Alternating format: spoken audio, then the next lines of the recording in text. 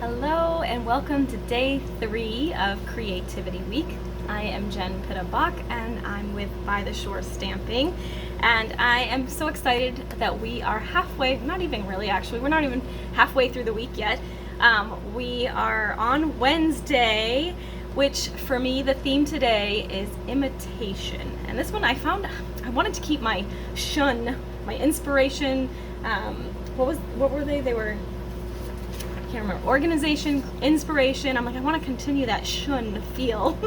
But imitation is where I landed, and I want to make sure we're clear that we're not, I don't know, it has a negative connotation to it, but that's not what we're doing. We're really being inspired by imitating others, and that's why I put that quote here. Imitation is the sincerest form of flattery, and you all know I love when you copy a project. I do. There are some crafters out there that do get a little bit offended if you copy them and then post it somewhere, which I get, because, you know, it's their original piece, their original work. So you do want to make sure you're giving credit where credit is due all the time, really, not just for those that might get upset about it.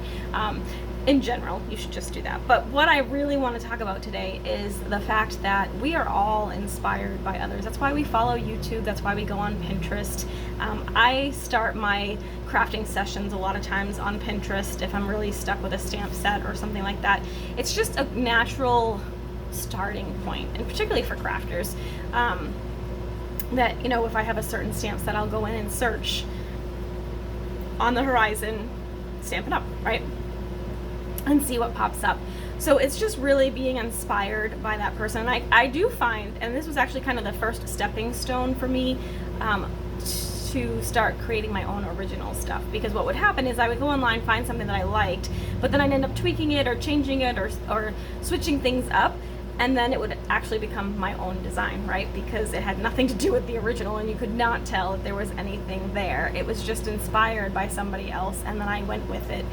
Kind of like the card we did yesterday for Inspiration Day is, you know, I took that photo and created a card out of it, or from the inspiration in that photo, but the card looks nothing like my inspiration photo. Even the colors are more muted than what I had when I ended up with the completed project. So imitation is really just starting from something. So you're not creating anything from thin air. So maybe I should have started with this the day yesterday instead of today, right? Because inspiration, I feel like sometimes that's kind of our own unique original ideas, right? Whereas imitation is you're starting from something but creating your own out of it. So I listed a few things where you can find inspiration. So of course the Stampin' Up! Catalog is the biggest inspiration for me. I go to this almost all the time. Like, that's usually my first stop, and then Pinterest, of course. But what are you looking for when you're trying to imitate or trying to, you know, jump off from a project that you really love? Because that's usually what happens, right? We fall in love with a project and we're like, oh my gosh, I have to create this. And sometimes, yes, we do create it exactly just because we love it so much, and that's great. But sometimes you want to just take that and tweak it to make your own. So you might just copy the color combo, or you might just copy the layout, or you might copy the stamp set. Like, maybe you really love what they did. Maybe it was really unique technique or treatment of the stamps, right? Or maybe they used like a ton of the stamp set on one card and you would have never thought to do that, right? I try to do that a lot. Like, I'll try and use like the smaller stuff for background, and then I use, you know, a couple of the focal images to create a cluster. And so like that might have been something that inspired you. Or maybe just the theme, right? Maybe they did a unique take on a birthday card, or maybe they did, like we were talking about yesterday for scrapbooking, those not so everyday moment, or the everyday moment kind of thing. So not just the notably scrapbooked, like a birthday or a, you know, wedding or a vacation, but maybe you're documenting something that's a little less documented, right? And so that might be what you trying to take away from a project that you love, is you're going ahead and kind of picking something that may not be mainstream in terms of theme. So those are kind of the things that you want to look at when you're considering a project to imitate. And I think imitation is the best thing to do when it's been a long time since you've created. So if you haven't really been in your craft room in a while and you're really struggling, just pull out the catalog and copy something. Just pull up Pinterest and find something that really speaks to you. And I generally encourage, when that's the case, don't pull up the hardest, most complex like sample you're gonna find something really simple and easy that's super easy to recreate, because that's going to give you that first quick win, and then you're going to be able to hit the ground running, right? So one of my favorite tools is to have an inspiration notebook. So let me grab mine here really quick, and I'll try and show some more in the group later today. But so I have a little inspiration notebook that I keep. It's just a small little notebook, but it has like color combos that I love. So I just did little circles of the cardstock for this case. In this case, like I probably found these color combos online, like on a card online, and then because I had the cardstock, I went ahead and punched out little 1/2-inch circles, I think those are, and then I wrote the colors on the paper as well, just so that I could, kind of go back to that again. The other thing I have in here is layout ideas. So you can see here that I have a bunch of little drawings that I've shown. So, and I put like subtle print pattern and then a stitched rectangle stamped, and I got this from the annual catalog, and I put the year and the date and the page that it's on, so I can kind of see that in action. If you see this on Pinterest or something like that, you might want to reference that too, and maybe of course if you're inspired by like a certain person's card, you could put their name or the blog address so you could go back and find it. But I find that super helpful as well, just to kind of have a place to gather your ideas. Another great option is to have a binder, a 3-ring binder with grid paper. That's really helpful because you could then, create different segments and put your, kind of the layouts and the color schemes in there. You could use markers too if you didn't want to punch cardstock. You could just kind of use markers, or if you don't have like the colors, if you're just seeing colors online, you could do just, write it out like this color, this color, this color.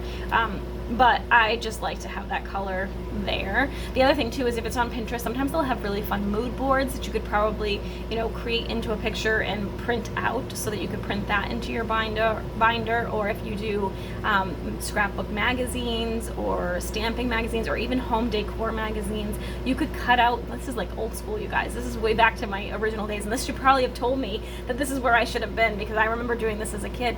But I would, cut out things in a magazine that really inspired me, and I would plop them into my little notebook. So I'd have a little 3-ring binder, or you could use just a regular notebook or a junk journal kind of thing, where you could just take those things into your book, and then when you're ready to be inspired and you want to start with something, then you can go and check out your notebook, right?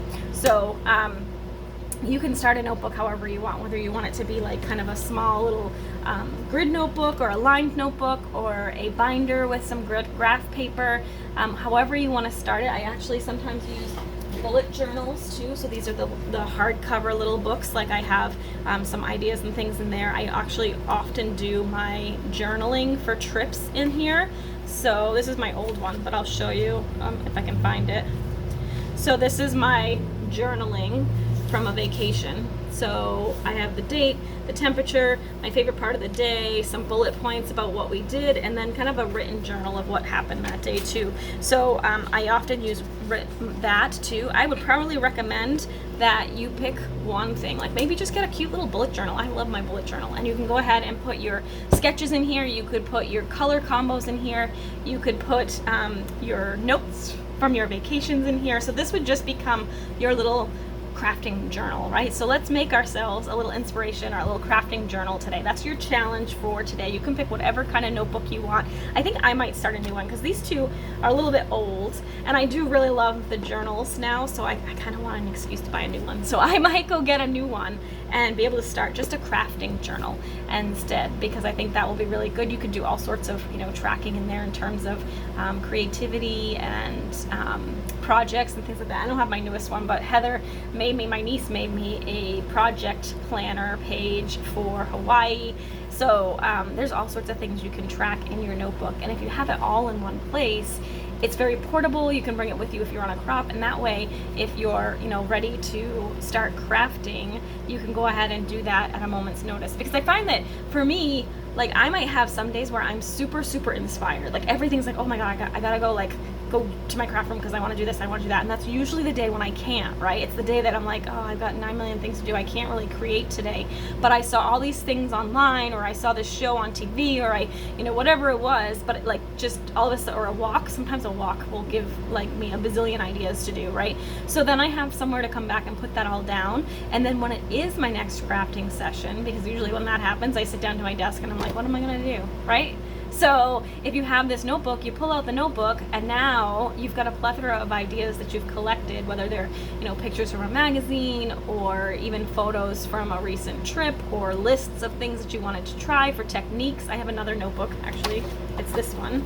This one is a list of techniques to try. So again, these were my older ones, so I need to make a new one. But this was all like lists of things that I wanted to try. So you could kind of create all of that in one little book. However, it could just be a little 25-cent Staples notebook too. It doesn't have to be anything fancy. It's whatever works for you, whatever's portable. If you do crafts and things like that, you want something that you can go back to and reference in an easy way. So I would recommend carrying that around with you as much as you can, so maybe not too big, so that you can put it in your purse and bring it with you, or you can throw it in your crop bag and bring it with you, or you can bring it home and make some notes at night when you're watching TV. So make it something portable, make it something fun, and I think you'll find that it becomes really handy to have those ideas all in one spot, instead of kind of, oh, this will be a good idea, and put it aside, or putting it on a post-it note, I'm famous for that, and then not remembering where you put it or what it was. So that's my challenge for you today, is to create an inspiration notebook and share it in the group. And I will go ahead and try and make a new one up to get started, show you some initial entries so you can see how that works, and then we'll be able to share all sorts of fun ideas and crafting inspiration that we can save and use again in the future. So that is day 3. Thank you so much for joining me today. Make sure you head over to the group and share a picture of your new inspiration journal or notebook, or however you want to call it. And if you want bonus points, go ahead and show us your first page. Show us what you're saving, whether it's a magazine article or a color combo or a card sample. Like sometimes that's a really good thing too. If you get a really fun card in the mail, a fun fold or something like that, stick that in your book. Now you have that so that you can recreate it in the future. So all sorts of fun ideas that you can save and keep to be able to be inspired at a moment's notice. Have a great evening or day, wherever it is for you, and we shall see you again tomorrow for day 4. Bye for now. Thanks so much.